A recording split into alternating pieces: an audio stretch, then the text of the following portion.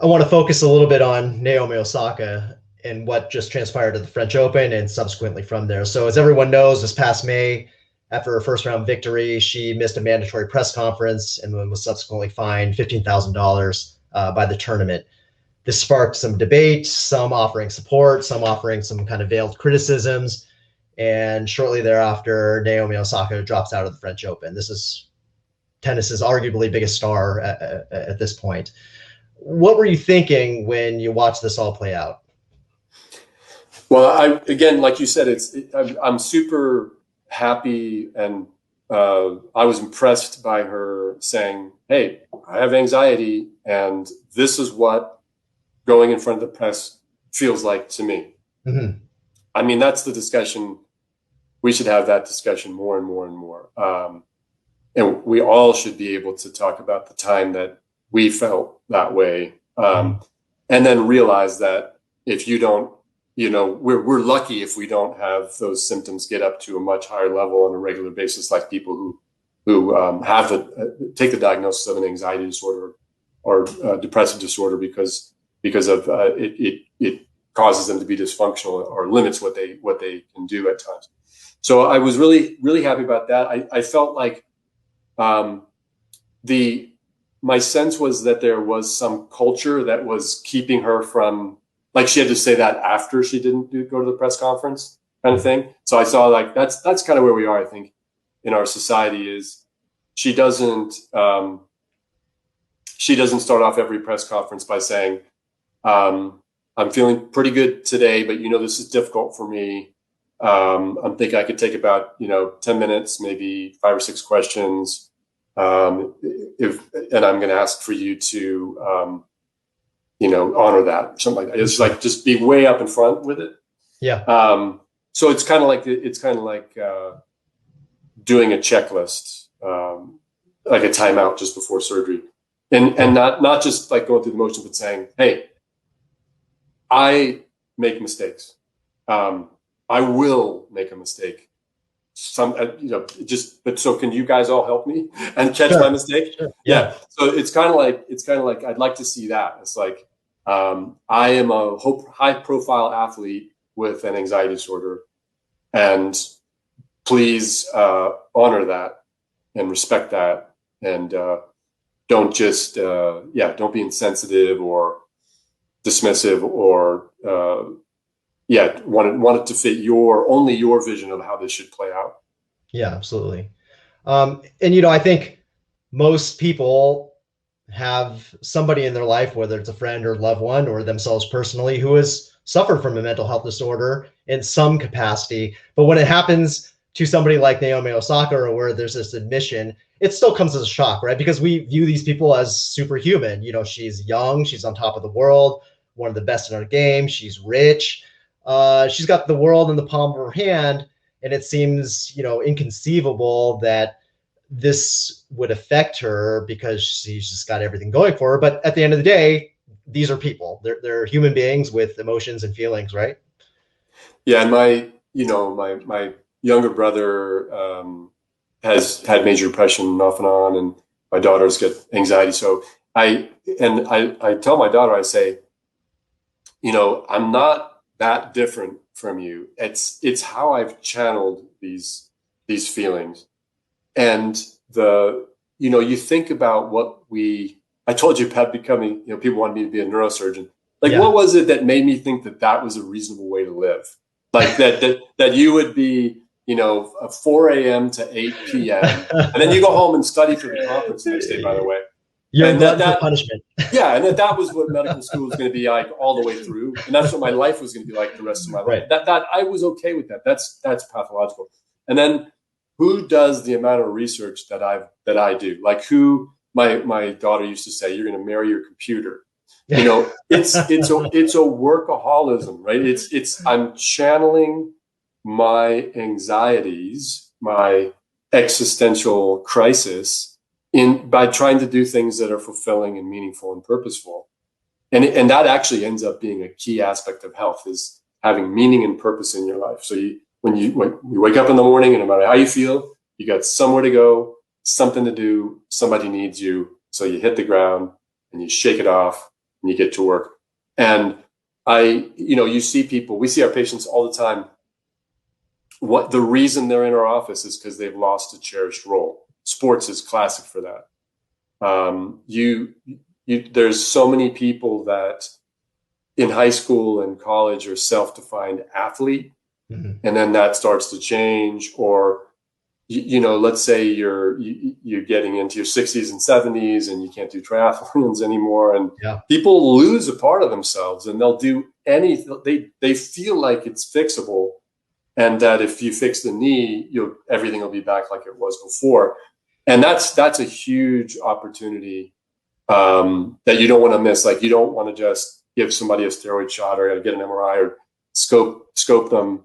When the real journey is to evolve their identity. That's what they're doing. They're evolving their identity. And people do it all the time, successfully do it, gracefully do it. But we often see people when they're at a moment where they're stuck, where they're having trouble getting one step, okay, I can't do it like I used to do it, but I can still do it, kind of thing. Sure. They're having trouble. So if we can help guide them, a lot of times they don't really need much from us after that. Yeah. We see that a lot in the sports medicine side, as particularly with something like an ACL surgery. What we know is that surgeons, by and large, are pretty good at restoring the stability to the knee with an ACL reconstruction, but studies are showing that maybe only 50-60% of these athletes, weekend warriors, people of all ages who get an ACL surgery, are going back to play the sport of their choice. And there's a lot of psychological factors, maybe first and foremost fear, which is not something you or I can control. And I think our role is to sort of lay that out for the patient, that we're going to give you this opportunity to pursue your goals and make your knee safe for you to play basketball if you want. But if you end up not wanting to, that's okay. And that's very common. It's not something to be ashamed of, because it's just the way we react to certain things. Some people get scared about hurting themselves again. Some people are just kind of done with it, and that's okay. Yeah. And also, if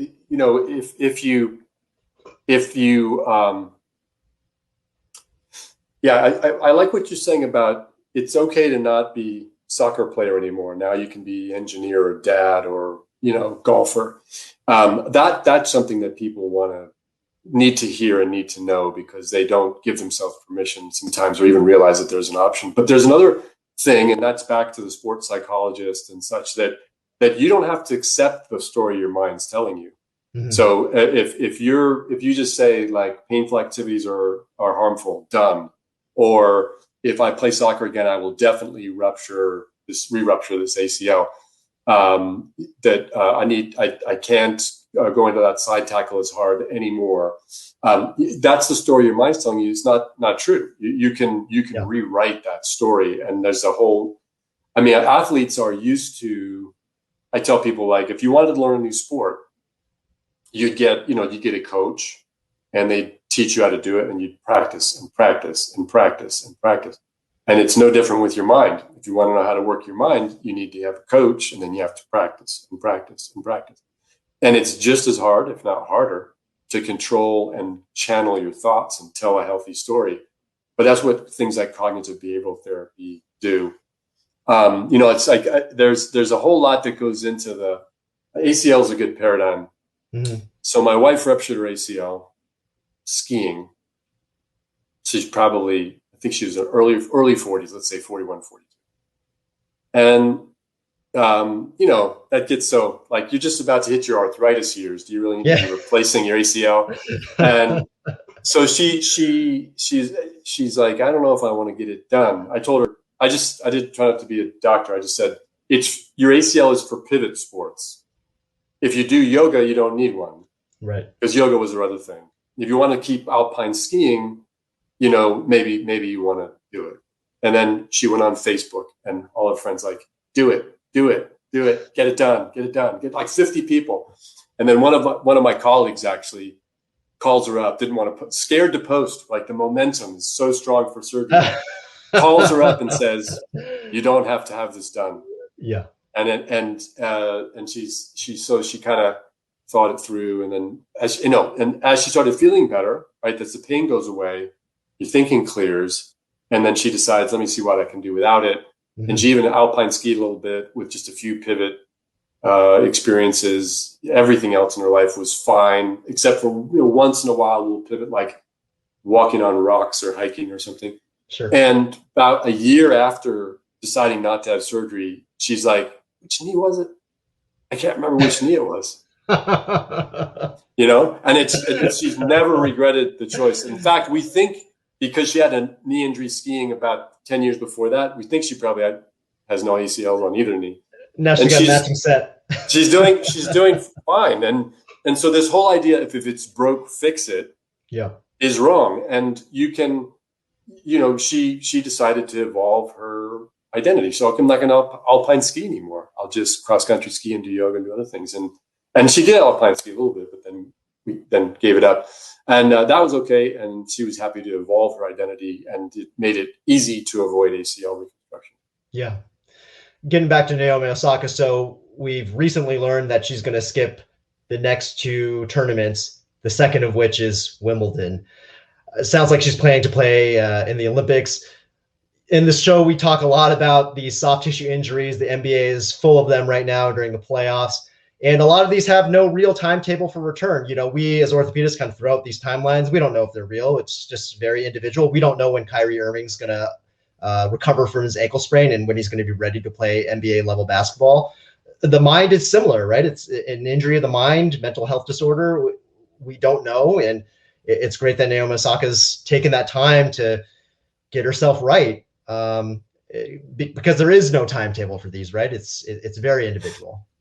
Yeah, I know that you and I both had a similar idea of taking news reports about sports things to teach people about health. And I would always love these, like they would say, like, somebody obviously has an ankle sprain or a groin pull or a hamstring, and they're going to get an MRI. It's like, cut it out. What the? You're teaching everybody bullshit medicine. Like, sorry, we can cuss on this thing.